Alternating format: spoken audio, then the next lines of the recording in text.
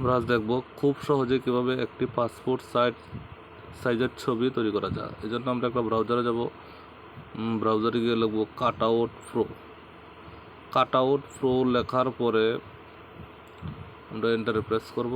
তো enter press করার পরে প্রথম যে ওয়েবসাইটটা আসবে সেটাতে আমরা প্রবেশ করব।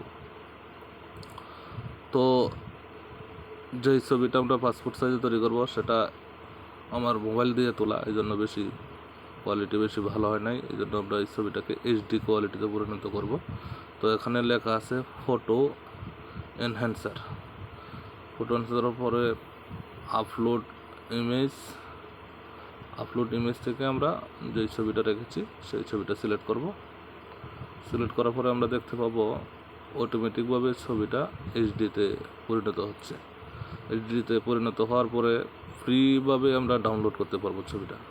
তো ফ্রি ডাউনলোডে ক্লিক করব।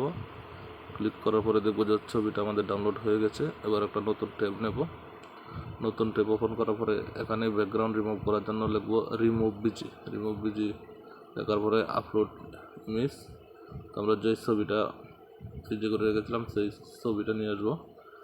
আসার পরে অটোমেটিকভাবে এখান থেকে ছবির ব্যাকগ্রাউন্ডটা রিমুভ হয়ে যাবে। আমরা আবার এটা ডাউনলোড করব। তো এবার আমরা এটা মিনিমাইজ করে দেব। মিনিমাইজ করে তো আমরা চলে যাব ফটোশপে ফাইল মেনুতে ক্লিক করে ওপেনে ক্লিক করে যেই ছবিটা আমরা ব্যাকগ্রাউন্ড রিমুভ করে রেখেছিলাম সেটা আমার ডাউনলোড ফোল্ডারে আছে। তো সেখান থেকে আমি ডাউনলোড ফোল্ডার থেকে আমরা ছবিটা নিয়ে আসবো। আনার পরে ছবিটা একবার রাখবো। এবার আমরা পাসপোর্ট সাইজ ছবির জন্য একটা পাসপোর্ট সাইজের পেপার আমরা সিলেক্ট করে নেব। তো এবার নিউ ক্লিক করে ফাইল মেনু থেকে নিউ ক্লিক করে আমরা উইথ দেব 38 মিলিমিটার এবং হাইট দেব 48 মিলিমিটার। রেজলিউশনে আমরা 300 পিক্সেল রাখবো। রেখে ওকেতে ক্লিক করব। তো এবার আমরা একটা পাসপোর্ট সাইজের পেপার নিয়েছি। এবার এই ছবিটা আমরা ড্র্যাগ করে নিয়ে ওই পাসপোর্ট সাইজ পেপারে ছেড়ে দেবো। আবার আমাদের ইচ্ছা মতো ছবিটা ছোটো বড় করে নেব। নেওয়ার পরে আমরা এখানে দেখতে পাবো ডান পাশে 2টা লেয়ার তৈরি হয়েছে। আমরা 2টা লেয়ার একসাথে করার জন্য Ctrl+Shift+E প্রেস করবো। তো 2টা লেয়ার দেখবো আমরা একসাথে হয়ে গেছে। তো ছবিটা যেহেতু ব্যাকগ্রাউন্ড সাদা, এই জন্য আমরা চারপাশে স্ট্রোক দিতে হবে। স্ট্রোক দেওয়ার জন্য প্রথমে কন্ট্রোলে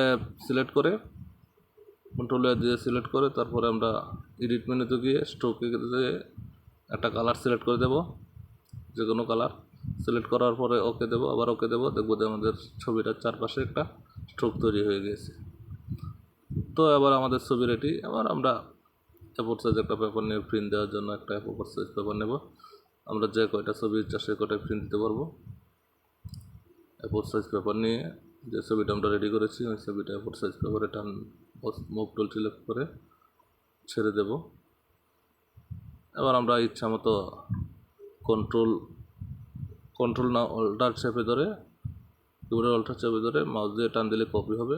তো আমরা এভাবেই খুব সহজেই পাসপোর্ট সাইজের ছবি একদম অল্প সময়ে তৈরি করতে পারি। ধন্যবাদ সকলকে।